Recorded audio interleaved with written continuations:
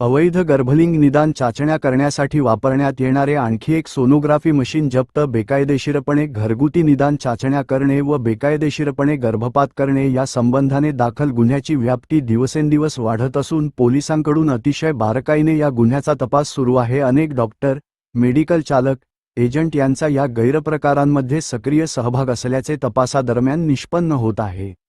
गुन्ह्याची व्याप्ती देखील वेगवेगळ्या जिल्ह्यांमध्ये वाढत जात आहे.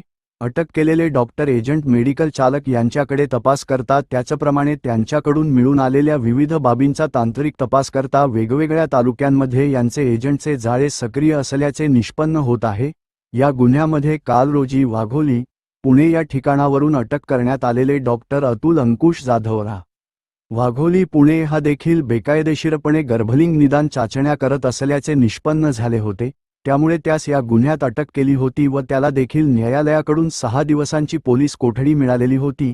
या डॉक्टरकडे बारकाईने विचारपूस करता त्याने देखील यापूर्वी मेडिकल साहित्याचा पुरवठा करणारा आरोपी नामे नरेंद्र ठाकरे याचेकडून बेकायदेशीरपणे गर्भलिंग निदान चाचण्या करणारे मशीन खरेदी केल्याचे दिसून आले. आज रोजी नमूद आरोपीसह पोलीस पथक वाघोली येथे गेले असता नमूद बेकायदेशीरपणे खरेदी केलेले अवैध गर्भलिंग निदानसाठी वापरण्यात येणारे सोनोग्राफी मशीन मिळून आले. या मशीनच्या सहाय्याने वाघोली, पुणे परिसरामध्ये सदर बेकायदेशीर गर्भलिंग निदान चाचण्या सुरू असल्याचे तपासात निष्पन्न झाले आहे.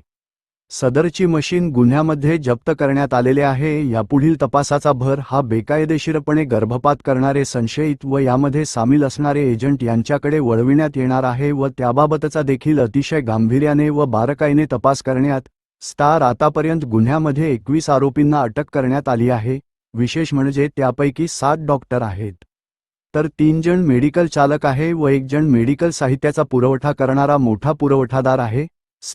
याशिवाय गुन्ह्यामध्ये आतापर्यंत झालेल्या तपासात अवैध गर्भलिंग निदान चाचणी करण्यासाठी वापरण्यात येणारे एकूण 6 सोनोग्राफी मशीन वेगवेगळ्या ठिकाणावरून, वेगवेगळ्या जिल्ह्यातून, वेगवेगळ्या आरोपींकडून जप्त करण्यात आले आहेत. तसेच 4 चाकी गाड्या व 1 दुचाकी देखील जप्त करण्यात आले आहे. गुन्ह्याचा पुढील तपास अहिल्यानगर जिल्हा पोलीस अधीक्षक एम सुदर्शन, अप्पर पोलीस अधीक्षक सोमनाथ वाघचौरे यांच्या मार्गदर्शनाखाली DYSP भारती व सहाय्यक पोलीस निरीक्षक आठरे हे करत आहे.